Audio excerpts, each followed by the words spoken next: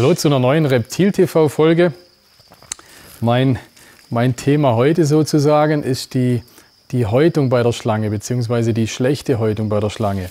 Also hier haben wir will ich euch zeigen, wie der Idealfall aussieht. So sieht es aus, wenn sie sich perfekt häutet. Hängt alles an einem Stück.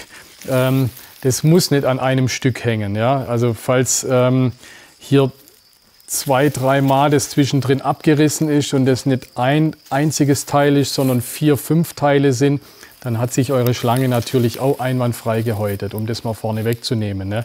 Das kann natürlich sein, wenn die da rauskriecht und sich irgendwo zum Beispiel drum wickelt um einen Gegenstand und dann reißt hier ein Stück Haut ab, hat mit schlechter Häutung überhaupt nichts zu tun, ist trotzdem gut gehäutet. Mit der wichtigste Punkt vorneweg ist, dass der Kopf gut gehäutet ist und dass die Augen gut gehäutet sind. Ne? Ich zeige euch jetzt mal hier an diesem Natternhemd, sagt man ja dazu. Ne? Hier, wenn ich weiß nicht, wie gut es die Kamera einfangen kann, sieht man ganz eindeutig die 2 Augen oder die Brille, sagt man dazu, bei der Schlange. Ne? Das ist das über der Haut, über dem Auge die Haut, die perfekt mitgehäutet wird. Ne? Und die muss am Kopf dran sein. Also wenn sich euer Tier gehäutet hat, nehmt euch die Haut raus und schaut, sind die Augen gut gehäutet. Dann ist eigentlich schon das meiste okay. Ne? Das meiste. Sind noch mehr Fetzen am Tier dran, also ist nur der Kopf gehäutet, am Tier sind noch die Hautfetzen dran, dann müsst ihr handeln. Und das erkläre ich euch nachher, wie es geht. Aber erstmal vorneweg, lege ich mal auf die Seite. Vorneweg, die Häutung ist immer ein Klimaproblem. Ne? Sucht nicht den Fehler beim Verkäufer der Schlange oder sucht nicht den Fehler an der Schlange selber oder an was weiß ich was. Wenn die Schlange sich nicht richtig häutet und ich sage jetzt mal ansonsten natürlich dem Anschein nach gesund ist, ne? Wenn das Tier halber tot ist, dann kann sie sich auch nicht gut häuten. Aber wenn ihr ein rein optisch gesundes Tier habt, das sich schlecht häutet, dann ist euer Terrarienklima zu trocken, ja, definitiv. Es ist einfach zu trocken da drin, ihr müsst mehr Feuchtigkeit reinbringen.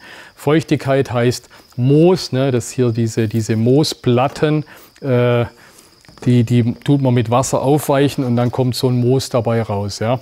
Arbeitet mit diesem Moos.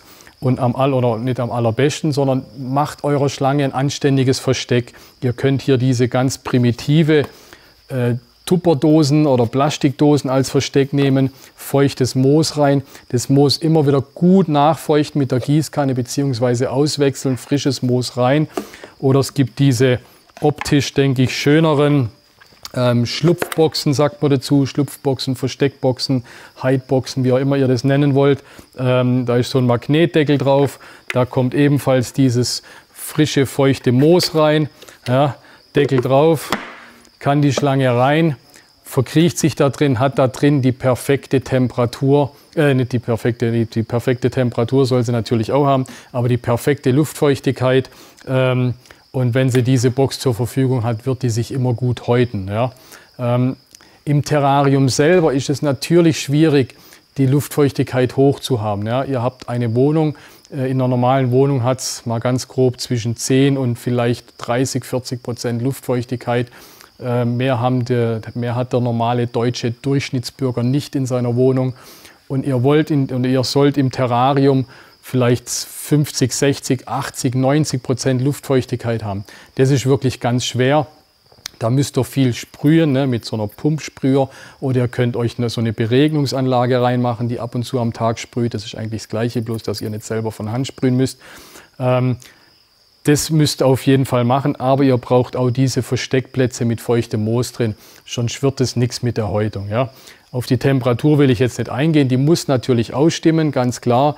Oder wenn die Schlange hier im feuchten Moos liegen will oder liegen soll, dann muss es im Terrarium gut warm sein. Da muss es da drin mindestens 30 Grad haben, sonst friert die auf dem feuchten Moos natürlich. Ja? Also das Klima muss natürlich auch passen, aber das ist heute nicht das Thema, oder die Temperatur muss passen, aber das ist nicht das Thema, sondern die Luftfeuchtigkeit. Ja? Also arbeitet mit dem Moos, dann häutet die Schlange sich auch tadellos. Guter Reim, viel Moos, heute tadellos. Ne? Ein richtig schöner Reim hier reingebracht. Sollte sie sich trotzdem nicht gut gehäutet haben, zeige ich euch jetzt im nächsten Take, was ihr da unternehmen müsst. Mein Problem war jetzt, ich hätte jetzt gern irgendeine schöne kleine Schlange, die schlecht gehäutet ist, gefunden. Bei uns durch die vielen Tiere haben wir nicht so dieses Klimaproblem. Wir haben von Haus aus oder durch die vielen Tiere, durch das viele Moos, was wir haben wir natürlich hohe Luftfeuchtigkeit. Deswegen finde ich leider fast kein Tier, das schlecht gehäutet ist. Hier habe ich doch so einen Albino-Tiger gefunden, der noch ein paar Fätzchen drauf hat. Generell, wie gesagt, wenn ihr ein schlecht gehäutetes Tier habt, die Haut muss weg, ne? Und das ist auch gar kein großes Problem. Die lässt sich einfach abpulen sozusagen. Bei einem kleineren Tier nehme ich ganz gern solche Plastikterrarien. Ja, da mache ich einfach ein bisschen so ein paar Zewa rein, ne? Einfach da rein und dann wirklich sehr warmes Wasser drauf. Also ich würde mal sagen, so 40 Grad warmes Wasser hier reinmachen. Ganz einfach richtig warm, weil das Wasser natürlich schnell wieder auskühlt. Macht das Ganze möglichst in einem warmen Raum, also nicht irgendwo womöglich im Zug oder so. Ne? Denkt dran, das Tier soll ja nicht hinterher die Haut weg haben und dafür eine Lungenentzündung drin haben, sondern es muss ein möglichst warmer Raum sein. Schön warmes Wasser hier drüber. Einfach so bisschen drüber laufen lassen, dass das Zewa richtig feucht ist und vielleicht unten so ein Fingerbreit Wasser drin steckt. Dann kommt die Schlange da rein. Natürlich nicht so ein 2,5 Meter Tigerpython, aber einfach euer kleiner Python oder euer kleine Korn oder was immer ihr habt, macht er hier rein, lässt das Ganze ein paar Minuten aufweichen, dann nehmt ihr die Schlange raus und dann müsst ihr halt einfach vorsichtig die Haut von vorne nach hinten, ne? Also immer natürlich mit dem Strich oder mit dem Verlauf der Schuppen müsst ihr die Haut vorsichtig abholen. Ne? Umso besser die aufgeweicht ist, umso länger sind die Stücke, die man hier runterziehen kann. Ne? Wenn ihr mal hier zuguckt, also hier, der ist jetzt, den habe ich jetzt auch noch gar nicht eingeweicht. Da geht es entsprechend ein bisschen schwieriger. Ich tue als auch mit den Fingernägeln, könnt ihr ruhig ein bisschen drauf kratzen auf der Haut, macht der Schlange wirklich gar nichts. Also ihr könnt da nicht mit den Fingernägeln der irgendwie ein Loch in Pelz kratzen. Und wie gesagt, dann müsst ihr einfach Stück für Stück vorsichtig abziehen, vorne anfangen, hinten aufhören. Auf dem Rücken ist es relativ einfach, wie ihr hier seht. Schwieriger ist an der Kopfunterseite. Wenn sie da noch alte Haut hat, hat die jetzt hier zum Glück nicht. Aber dann muss man hier an den Lippen anfangen. Kann man die Haut ein bisschen wegmachen an den Lippen.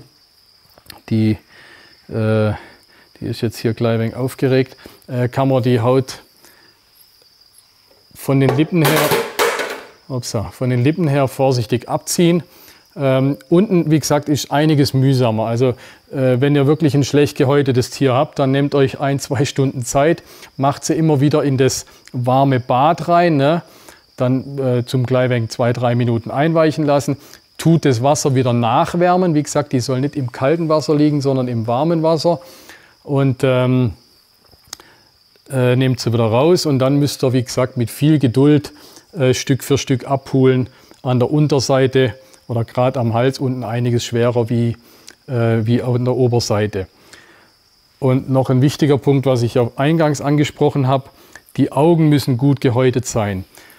Die Augen haben so eine Brille auf, ja, deswegen so wie ich jetzt gerade, haben eine Brille auf dem Augenlid.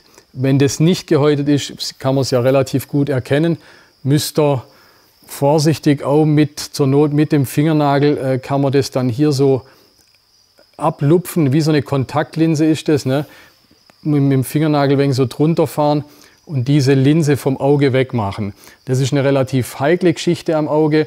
Lasst euch das vielleicht von einem erfahrenen Terrarianer zeigen oder von einem Tierarzt zeigen. Also tut da nicht extrem am Auge rumkratzen selber, wenn ihr nicht die Erfahrung habt. aber diese Brille vom Auge muss auf jeden Fall weg, entweder durch euch oder durch einen Tierarzt oder durch einen erfahrenen Terrarianer. Vorsichtig wegmachen. Manchmal ist es ein bisschen schwierig zu erkennen, ist die Brille noch drauf oder nicht. Wie gesagt, wenn man ganz an den Rand geht, kann man manchmal erkennen, dass die Brille noch drauf liegt. Soweit zum Schlange häuten. Ich glaube, ich habe nichts vergessen. Brille, Körper. Also muss dann hinterher alles weg sein. Ist ein Geduldsspiel. Das Tolle ist vielleicht auch, ihr lernt eure Schlange völlig neu kennen. Wenn es davor eine eher ungestüme Schlange ist oder eine, die ein bisschen ängstlich ist, also wenn ihr die mal 1-2 Stunden lang gehäutet habt, dann ist die hinterher völlig zahm. Ich kann mich an meine Anfangszeit erinnern als Terrarianer.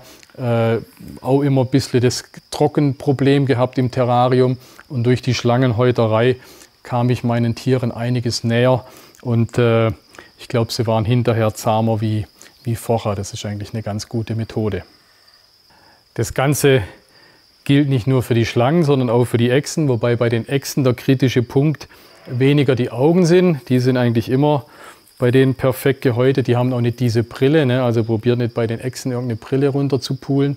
Die Echsen haben ja, oder fast alle, ne, ich glaube alle Echsen haben ja eine Nickhaut im Gegensatz zu den Schlangen.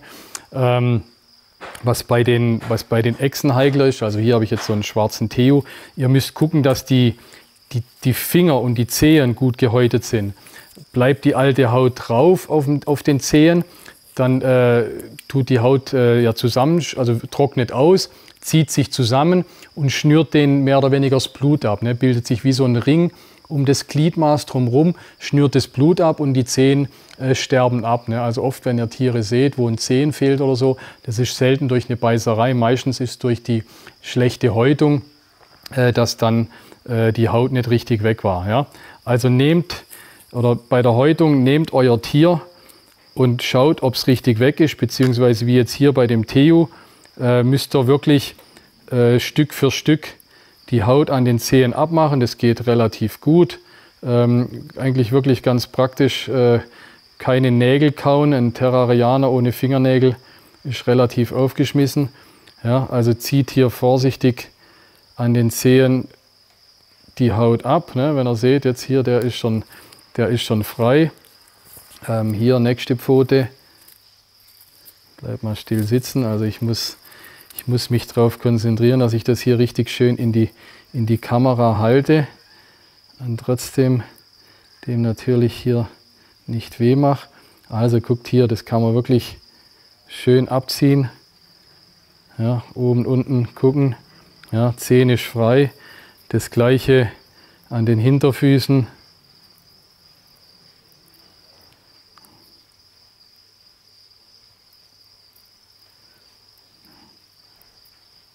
Wirklich bis vorne an die Krallen muss das gehen. Und natürlich für den Schwanz gilt das Gleiche. Am Schwanz schön abziehen. Ja, kann man auch wieder mit dem Fingernagel gleich wenig kratzen.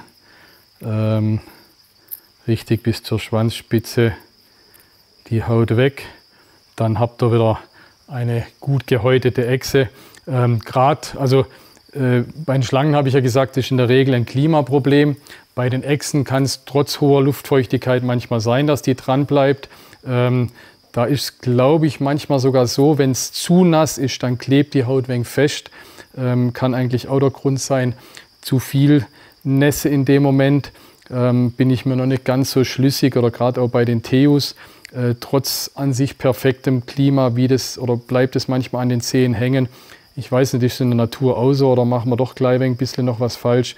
Aber achtet darauf, das Gleiche gilt auch für Bartagamen, Dornschwanzagamen, im Prinzip alle Echsen, dass alles schön weg ist und dann habt ihr perfekte, schöne, gesunde Terrarientiere.